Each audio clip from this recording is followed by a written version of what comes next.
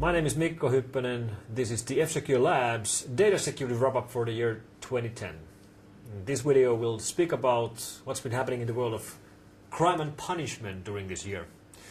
And to discuss this with me is here Sean Sullivan, our security advisor. Well, for years, F-Secure has, as a byproduct of its analysis of malware, come across evidence of crime. Sure. And we're not the police, but when we come across compromised servers with people's banking details on them, we try to turn it over to the right authorities. Sure.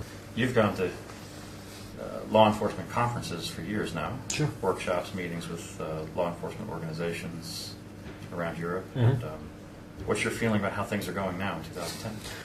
Well, if you just think about this whole picture in a longer term, like before internet, like let's say 15 years ago, what was international crime? Well, before internet, it was like money laundering and drug trafficking and smuggling, and of course we still have all those problems still today. But in addition of them, we've had this huge explosion of online crime, which is, well, as you know, it's always international. It's always crossing.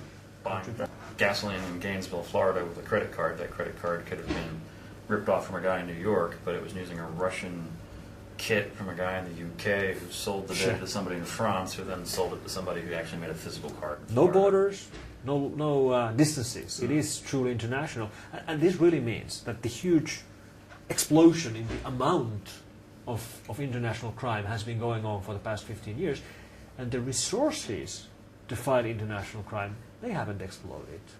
And that's, I guess, the main problem. We really should need more resources and more cooperation with the national IT police if we want to make a real dent into this problem. And I think in 2010 we're seeing movement toward that. Yes, I think it's been the best year, really, in actually arresting online criminals and getting more traction in getting these guys to court. So what examples are, what's the biggest cases we've seen? Probably TJX. Right. Gonzalez. Albert Gonzalez. 20 years, that's like a real sentence. Yes. A couple of years ago on our blog we did a poll related to, it was 4 to 5 years, like enough of a sentence. And most people thought it too light for the amount of money that he had caused in damages. Well, here we have a real sentence, 20 years. 20 years, yeah. Then again, of course, he had a very big operation behind. There were several guys involved, and they were targeting all these shops in USA.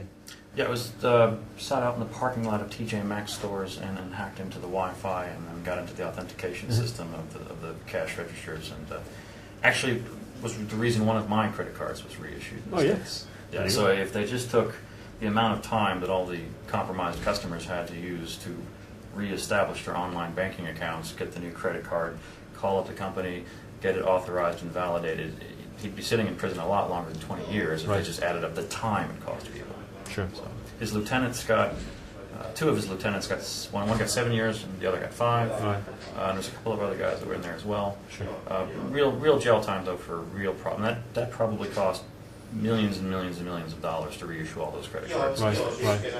And another credit card related crime, of course, has been the card market case, which we've been following for a number of years. And there was a sentencing now in UK in the beginning of the year. Jilsi, aka Renu Subramaniam, which is a from Sri Lankan origin but actually a UK citizen, was one of the main figures in the forum. I was on the forum myself following it when it was active. I remember this guy from the forum, and he was now sentenced. So there's another success case. Another arrest in UK was the Zeus, one of the Zeus users. So Zeus itself is just a kit. So it's the guys behind the kit who are Russians haven't been caught, but many of their customers have been. And this one guy, An open source kit, right? No, it's not open source. It's actually sold. So it's very much closed source, and it's sold with different add-ons and plugins. And typical price for a kit would be like $500, $700. You can see it being advertised on all these online forums. And one of the guys who bought the kit used it against targets in UK, a guy who was known online as Snapper or Gas K. Yep. He was caught in the end of December. So there are, again, another success in UK. Very good. And then we had the Bank of America case. Right, which was an employee of Bank of America, an inside job, Right. putting malware on the ATM, physical ATM, Right. manipulating the software of the ATM, so his withdrawals from the ATM invisible. Well, that's very handy. Yeah, very handy. It's like, I need to go out, buy some things, so I'll just make a cash withdrawal. Okay. But of course, that you can do that if you are an insider. Insider, right. And the other things you can do as an insider, another indictment or arrests that we've seen is the high-frequency software code. There's 2 bankers now accused of stealing this type of code, so that they can see behind the scenes how the high-frequency trading works and manipulate the system. Other ways of manipulating stock trading, of course, is the Broco case? The Broco case. Right. This was a case in St. Petersburg.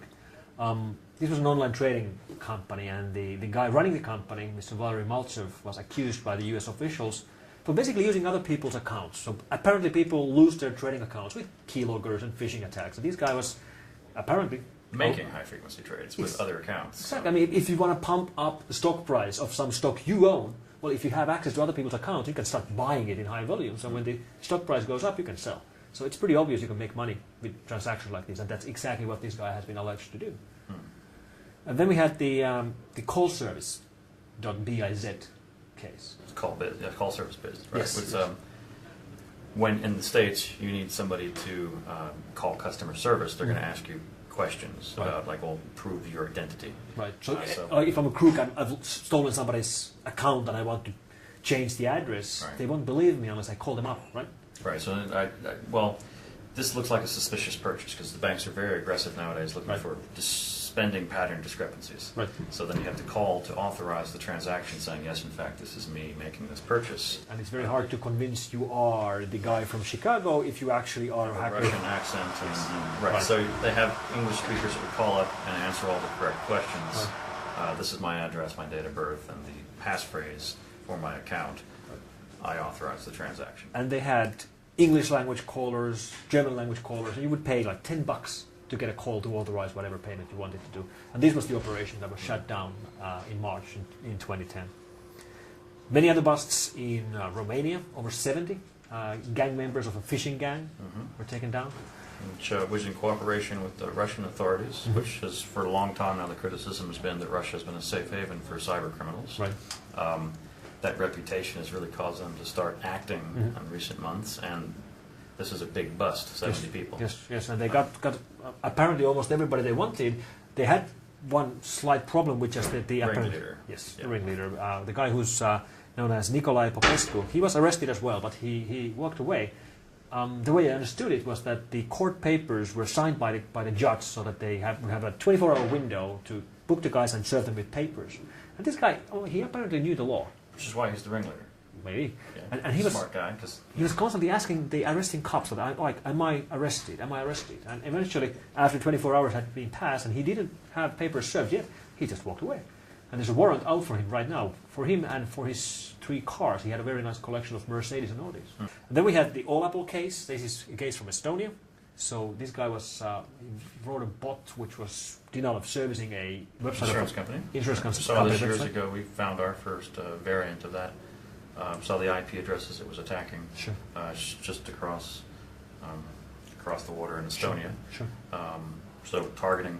And this was a revenge. One website, right? The guy wanted a revenge against an insurance company. So we have all these different motives. And that's what we've seen this year. It's been a good year. Thanks.